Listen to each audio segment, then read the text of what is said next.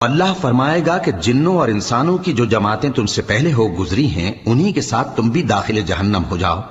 जब एक जमात वहां जा दाखिल होगी तो अपने जैसी दूसरी जमात पर लानत करेगी, यहां तक कि जब सब उसमें दाखिल हो जाएंगे तो पिछली जमात पहली की निस्बत कहेगी कि ऐ परवरदिगार, इन्हीं लोगों ने हमको गुमराह किया था, तो इनको आतिश जहन्नम का दुगना अजाब दे। अल्लाह फरमाएगा कि तुम सबको दुगना अजाब दिया जाएगा मगर तुम नहीं जानते। और पहली जमात पिछली से कहेगी कि तुमको हम पर कुछ भी फजीलत ना हुई, तो जो अमल तुम किया करते थे उसके बदले में अजाब के मजे चखो।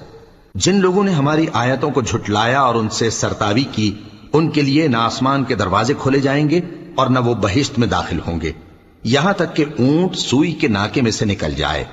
और गुनाहगारों को हम ऐसी ही सजा दिया करते हैं। ऐसे लोगों के लिए नीचे बिछोना भी आतिश जहन्नम का होगा और ऊपर से ओढ़ना भी उसी का, और जालिमों को हम ऐसी ही सजा